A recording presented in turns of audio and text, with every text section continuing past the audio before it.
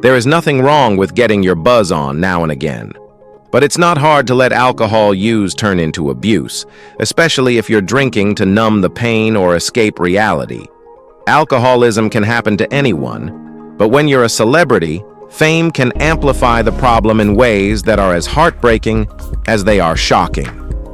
Join us as we take a look at the life of the 15 worst alcoholics in Hollywood history, whose stories prove that even the glitz and glamour can't shield one from the effects that alcoholism can have on their life, career, and in the end, relationships. Number 15. Montgomery Clift. Montgomery Clift was Hollywood's golden boy, a method actor whose smoldering looks and raw talent captivated audiences. But behind his haunting performances was a man battling demons. As a closeted homosexual in a deeply conservative era, Clift faced immense pressure. To numb the pain, he turned to alcohol. His struggles came to a head after a near-fatal car accident in 1956 that left his once perfect face shattered. Elizabeth Taylor, his closest friend, rushed to his side and remained his unwavering support. Despite the physical and emotional scars, Clift continued to deliver masterful performances, even earning an Oscar nomination for Judgment at Nuremberg. Tragically, his addiction caught up with him. At just 45, Clift died of a heart attack, his life a poignant blend of brilliance and heartbreak. His legacy as one of Hollywood's finest actors endures, but his struggles with alcoholism are a stark reminder of the cost of fame. Number 14. Andre the Giant. They didn't call him the eighth wonder of the world for nothing. Andre the Giant wasn't just larger than life in stature. His drinking habits were the stuff of myth. Standing at a jaw-dropping 7'4" feet tall and tipping the scales at over 500 pounds, Andre's legendary alcohol consumption was both impressive and a little terrifying. The man could allegedly put away 119 beers in 6 hours. Well, that's not some kind of drinking session, that's an Olympic event. Here's a tidbit not everyone knows. After one particularly wild night of drinking, Andre passed out in a hotel lobby and no one could move him. The solution? They covered him with a tarp and left him there until morning. On the set of The Princess Bride, he reportedly kept warm during chilly shoots by downing bottles of brandy like it was hot cocoa. Andre's drinking wasn't just a habit, it was an extension of his giant personality, leaving behind stories as massive as the man himself. Number 13. Dennis Price. Dennis Price was the quintessential British gentleman on screen, polished, witty, and endlessly charming. But behind the curtain, his life was anything but. Struggling with a failing marriage and his closeted sexuality, Price turned to alcohol as a way to cope. In 1954, his despair reached a breaking point when he attempted to end his life using a gas oven. Thankfully, a cleaning lady's timely arrival saved him, but the scars of his struggles remained. Dennis's drinking habits became notorious in British theater circles. His co-stars shared tales of him showing up to sets with a duffel bag full of booze, because why rely on a bar when you could be your own? One night, he even wandered onto stage mid-performance, delivering lines from the finale during Act 1. Dennis Price was a man of incredible talent, but his relationship with alcohol was a tragic subplot in a life that deserved a better ending. So, never drink at home alone, because if you do, no one will know what happens to you unless you're lucky enough to be saved. Number 12. Gail Russell. Gail Russell was Hollywood's quiet beauty, a starlet whose doe-eyed innocence captivated audiences. But behind her ethereal presence was a young woman drowning in insecurities. Plucked by Paramount as a teenager, Gail lacked formal training and the confidence to navigate fame's relentless spotlight. She turned to alcohol not for fun, but for courage, hoping it would calm her nerves during filming. Her troubles weren't just whispers, they were headlines. By the early 50s, her promising career had hit a wall, her personal life spiraling after multiple drunk driving arrests. A stint in a sanitarium offered a brief reprieve, but it didn't stick. Despite a short-lived return to acting, Gail's struggles with addiction ultimately claimed her life in 1960. She was only 36. Gail once admitted, "I just wanted to be alone to take stock, and it wasn't possible." Her story isn't just tragic, it's a haunting reflection of Hollywood's unforgiving nature. Number 11. Dean Martin. Dean Martin, the epitome of suave, knew how to play the crowd. His exceptional image as the whiskey-sipping, joke-cracking crooner was iconic. But here's the behind-the-scenes truth. Much of it was an act. While audiences thought he was drowning in booze, Martin's glass often held apple juice. His drunk persona was part of the show, a clever gimmick that kept audiences laughing and guessing. Offstage, Martin was a dedicated family man who preferred quiet nights at home to Hollywood's wild parties. Sure, he enjoyed a cocktail here and there, and let's be real, who doesn't? But never to excess. His humor about drinking was classic Martin, like his famous quip, "I feel sorry for people who don't drink. When they wake up, that's as good as they're going to feel all day."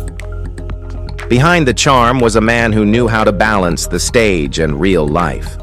He passed away in 1995 at 78, leaving behind a legacy as timeless as his grin. Number 10. Anne Margaret. Anne Margaret, the vibrant actress and singer dubbed one of Hollywood's original sex kittens, was the epitome of glamour and fun in the 1960s and 70s. But beneath the dazzling exterior was a woman grappling with inner demons. While filming RPM in 1970, Anne Margaret faced full-blown alcoholism, a struggle that she later admitted began with her anxiety over filming nude scenes. Her fiery relationship with Elvis Presley, fueled by relentless partying, only added to the chaos. By 1971, she hit rock bottom, admitting she couldn't distinguish fantasy from reality. Her drinking spiraled into a cycle of scotch-fueled binges until she made the life-changing decision to quit in 1980. Her candid autobiography, My Story, details her recovery journey with unflinching honesty. In a 1982 interview, she declined a cocktail with a playful, "I don't drink, but I do the hoochie-coo." Anne Margaret's resilience turned her story from tragedy to triumph, proving her strength matched her star power. Number 9. Barbara Payton. Barbara Payton's story is one of Hollywood's most heartbreaking. Once a rising star who shared the screen with legends like James Cagney and Gary Cooper, her life spiraled into chaos due to alcoholism. Her personal life became a public spectacle, marked by scandalous relationships, violent altercations, and arrests. By the 1960s, Payton's career was over, and she turned to shoplifting and even prostitution to survive. Her battle with the bottle was relentless, robbing her of her health and her dignity. After losing custody of her son and facing mounting legal troubles, Payton's health rapidly deteriorated. She died at just 39, her heart and liver ravaged by years of alcohol abuse. Behind the salacious headlines was a woman desperately trying to hold on to a dream that Hollywood cruelly snatched away. Barbara Payton's life is a stark reminder of how the industry can chew up its stars and leave them with nothing. All right, now, let's move to Number 8. Orson Wells. Orson Wells was a cinematic genius whose love for storytelling was matched only by his love for alcohol. From Citizen Kane to The Third Man, Wells dominated the screen and stage, but his personal life told a different story. Haunted by guilt over his estranged relationship with his alcoholic father, Wells paradoxically turned to drinking himself. A self-professed Negroni enthusiast, Wells once quipped that its bitters were good for the liver, though his drinking habits said otherwise. His weight ballooned to nearly 400 pounds, and his larger-than-life personality made him a natural fit as a spokesperson for various alcohol brands. While his wit and charm never faded, his health did. Wells remains a towering figure in cinema history, but his story is also a cautionary reminder of how deeply personal pain can shape even the most brilliant minds. Number 7. Carrie Grant. Cary Grant wasn't just the epitome of Hollywood charm, he was proof that even the smoothest stars have their struggles. Known for his dashing roles and impeccable suits, Grant had a battle with alcohol that took an unconventional turn: LSD therapy. Yes, the leading man of Golden Age Hollywood took trips to heal his demons, guided by a doctor who believed psychedelics were the cure for his addiction. Here's the kicker. Grant didn't just stop at therapy. He became an evangelist for the psychedelic experience. He credited LSD with helping him uncover suppressed memories and even claimed it made him a better person. Friends like Judy Balaban, a Paramount bigwig's daughter, joked that if it was good enough for Carrie, it was good enough for them. While the idea of Cary Grant dropping acid might seem wild, he swore it saved his life, allowing him to leave the spotlight with grace and dignity. Number 6. Frank Sinatra. Frank Sinatra wasn't just a singer, he was an icon, a man who made living look as smooth as his legendary voice. But Old Blue Eyes had a daily ritual that would make most bartenders blush: a bottle of Jack Daniels, mixed with 4 ice cubes, 2 fingers of whiskey, and a splash of water. He called it perfection. Sinatra's drinking wasn't just indulgence, it was a lifestyle. Whether charming crowds or squaring off with journalists in drunken spats, Sinatra's highs and lows were always on display. Dubbed a member of the American Olympic drinking team by peers, he once joked, "The best is yet to come," and lived like he meant it. Even in death, Sinatra made a statement. He was buried with a bottle of Jack Daniels tucked into his casket, a fitting tribute to a man whose relationship with the bottle was as legendary as his music. Number 5. Joan Crawford. Joan Crawford was Hollywood royalty, the kind of star who turned heads the moment she entered a room. But behind her flawless facade and immaculate lipstick was a woman with a love for booze that rivaled her love for drama. As the wife of PepsiCo's CEO, Crawford became the brand's unofficial ambassador. But that didn't stop her from demanding a bar setup that could rival any nightclub. On every trip, Joan had a list: vodka, gin, bourbon, scotch, champagne, and of course cases of Pepsi for mixers. Rumor has it she even insisted her home bar be restocked daily. But here's the twist. Joan didn't just drink, she drank with style. Friends recalled her serving martinis with a side of brutal honesty, and her wit grew sharper with every sip. Joan's love for cocktails might have been extravagant, but it was always paired with the same glamour that made her a screen icon. Number 4. Richard Burton. Richard Burton wasn't just a Hollywood legend, he was a man who lived life on the edge. Known for his stormy romance with Elizabeth Taylor, Burton's love for alcohol rivaled even his most dramatic roles. He famously declared to a director, "I'm not drinking on your film," only to define not drinking as limiting himself to 1 bottle of vodka per day. At his peak, Burton could down 2 to 3 bottles daily, earning him a reputation as one of Hollywood's heaviest drinkers. Despite his struggles, Burton delivered breathtaking performances, including his Oscar-nominated role in Who's Afraid of Virginia Woolf. But the price of his drinking was high, both physically and emotionally.